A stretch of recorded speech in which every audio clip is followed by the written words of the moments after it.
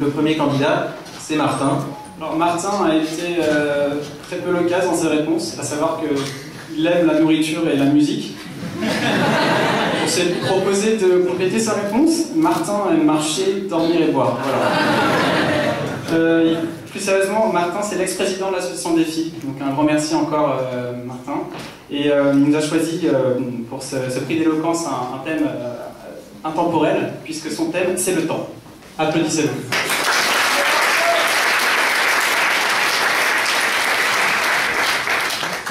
Bonsoir, merci. Donc, pas de scoop, pas de surprise. Bon, Edouard Hugo l'ont dit. Je vais vous parler du temps. Donc, vaste sujet. Je suis parti d'une question, je me suis demandé, qu'est-ce que le temps? Alors, à cette question, Saint-Augustin répond de la manière suivante. Il nous dit, le temps, si personne ne me le demande, je sais ce que c'est. Mais si on me demande et que je veux l'expliquer, alors là, je ne sais plus. Alors, j'aurais bien, par curiosité, demandé l'avis de certaines personnes parmi vous, histoire de recueillir un peu différents points de vue et pouvoir en discuter. Le problème, c'est que les 9 minutes qu'on m'a laissées ne me le permettent pas. Donc, je ferai ça. Mais j'ai quand même pu anticiper ça, parce que j'étais prévenu. Et j'ai profité le mois dernier d'un week-end en famille pour demander plusieurs avis comme ça. On était assez nombreux, je me suis dit, Martin, essaie de faire quelque chose de relativement intelligent, de prendre des personnes représentatives et un échantillon qui soit intéressant. Alors j'ai choisi 4 personnes, de 7 à 67 ans, une fille et 3 garçons. Une fille, 3 garçons, c'est ça? À qui j'ai posé la question, donc qu'est-ce que le temps? Donc sur ces 4 questions que j'ai posées, j'ai obtenu 75% de réponses positives. Bon, j'ai jugé ça, suffisant. Bon, je vais commencer par mon neveu, 7 ans. Alors lui, c'est les 25% pas très satisfaisant. Manifestement, il avait autre chose de mieux à faire que de me répondre. Donc on va passer tout de suite aux 75%. J'ai demandé à ma sœur, 25 ans, qui prépare sa thèse, qui m'a répondu, oh là là, n'en parle pas, dans 8 mois, je dois avoir fini ma thèse. Alors pour elle, le temps, ça semble être une date dans 8 mois, une échéance, une espèce d'épée de Damoclès qui aurait sur la tête et qui va lui tomber sur le coin de la figure d'ici 8 mois. Ensuite, j'ai demandé à mon oncle, 67 ans, avocat, qui m'a répondu, lui, avec une spontanéité déconcertante, le temps, c'est de l'argent. Bon. Sur de l'eau, fallait bien qu'il y en ait un qui me le dise, c'est lui, souvent que ce soit lui plutôt que mon père. Et je comprends mieux maintenant pourquoi j'ai toujours entendu dire depuis que je suis petit, en règle générale dans la vie, il faut essayer de gagner du temps. Enfin, j'ai demandé à mon père, quand il m'a ramené à la gare, je lui ai posé la question. Alors lui, il a cette manie que je trouve prodigieusement agaçante de répondre à mes questions par d'autres questions. Donc là, il ne s'est pas privé, il m'a regardé, il m'a dit, tes études, tu finis quand déjà? Alors, j'ai compris l'allusion, je ne vais pas insister, voilà. Donc j'ai trouvé ça curieux sur 3 personnes, bon j'en prends que 3, même si j'ai demandé à 4, les avis différents et les différentes opinions qu'on peut avoir sur une même question.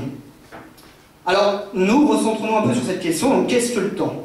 Alors, spontanément, on peut penser à la notion de passé, présent, futur. Moi, personnellement, c'est ce qui m'est venu le plus spontanément à l'esprit. Alors, soit, qu'est-ce que le passé, qu'est-ce que le présent, qu'est-ce que le futur? Donc, tout d'abord, le passé, vous en conviendrez tous, en fait, le passé, on peut dire que c'est ce qui n'est plus. Donc, par opposition, le futur, c'est ce qui n'est pas encore. Donc, rationnellement, si c'est pas encore, le futur, c'est rien, puisque c'est pas encore. Pas plus que le passé d'ailleurs qui n'est rien puisqu'il n'est plus. Enfin, assez complexe, il nous reste le présent. Qu'est-ce que le présent? Alors vous me direz, le présent c'est ce qui est. Bon. Là je suis en train de vous parler, c'est le présent. Mais dès lors que j'aurai fini ma phrase, ce sera le passé. Enfin, c'est assez flou. L'essence même du présent, c'est sa vocation à rejoindre le passé et donc à ne plus être, puisque ça vient le passé. En fait, si le présent restait présent, ce serait rien d'autre que l'éternité. Donc tout ça est un peu flou, ça embrouille un peu les esprits. Donc du coup, je propose qu'on vienne à des choses peut-être plus concrètes, à savoir par exemple la différence qu'on peut faire entre le temps subjectif et le temps physique. Alors, à commencer par le temps subjectif. En fait, la perception du temps varie énormément en fonction de l'état d'esprit de la personne qui l'évalue. Exemple, tout bête, je pense qu'on peut dire que Nafissatou a trouvé le temps bien plus long que ce qu'a pu trouver Dominique. Autre exemple peut-être un peu plus près de nous, regarde les bâillements qu'on peut voir ici dans l'assemblée. Le temps va vous paraître long, tandis que moi, pour moi, d'ailleurs je vais regarder, vous voyez, pour moi ça défile. Et pourtant, on a le même temps physique. Alors justement, le temps physique, j'y viens.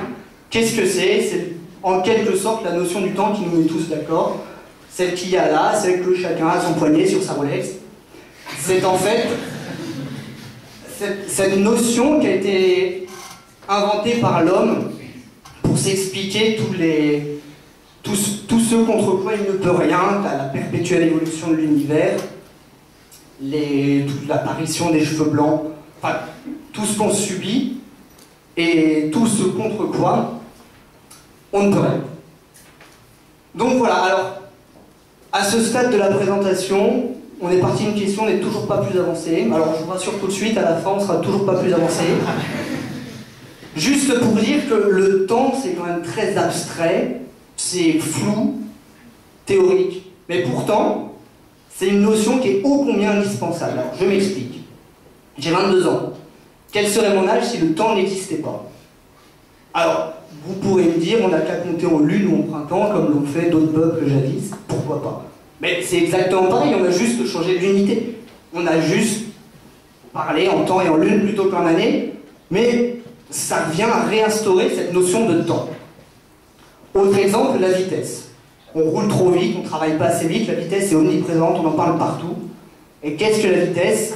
Par exemple, pour reprendre la vitesse en voiture, c'est une distance sur un temps. La distance, c'est facile, on prend arbitrairement une graduation, c'est le nombre de graduations entre un point A et un point B, ça fait une distance. La durée, alors qu'est-ce que la durée? Sinon un temps qui s'est écoulé entre un moment A et un moment B. Donc, sans temps, pas de vitesse non plus. Autre exemple, la musique. Je ne sais pas si vous avez pensé à la musique. En quoi le temps influe-t-il sur la musique?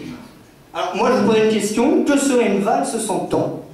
Si vous imaginez ici l'impératrice en train de se traîner sur une musique qui ressemblerait à rien, la musique sans temps, c'est strictement rien. Donc voilà, le temps est une notion qui est essentielle, omniprésente, universelle. D'ailleurs, heureusement qu'elle est universelle, heureusement que nos secondes, nos minutes sont les mêmes ici, aux États-Unis, au Japon, en Chine, n'importe où. Sinon, chacun vivrait dans son temps, certains resteraient un peu arriérés, il n'y a qu'à voir Patrick Sébastien, des gens comme ça. Et du coup, on a cette notion de temps qui nous met tous d'accord. Donc voilà, et on s'aperçoit en fait qu'à vouloir trop en parler, à vouloir essayer de le comprendre, de le cerner, le temps on le perd. Du coup, je pense que je vais m'en tenir là. Je vois qu'il me reste encore beaucoup de temps d'ailleurs, mais je vais m'en tenir là quand même. Alors là, vous pourrez me demander, me poser la question suivante, ce serait légitime, dis donc Martin, pourquoi est-ce que tu n'as pas choisi de réfléchir à ça tout seul? Pourquoi est-ce que tu n'as pas perdu ton temps tout seul? Pourquoi est-ce que nous aussi, tu nous as fait perdre notre temps? Ben, j'ai pas vraiment de réponse, je me suis dit que ce serait peut-être amusant, sympathique de partager ça avec vous, et que ça pourrait éventuellement, pourquoi pas, vous inviter à réfléchir sur une notion qui, même si elle le mérite, n'a sûrement jamais retenu juste là vraiment votre attention. Donc voilà. Alors je vous remercie beaucoup justement pour ce temps que vous m'avez donné ou que je vous ai pris à voir et pour l'attention que vous m'avez accordée.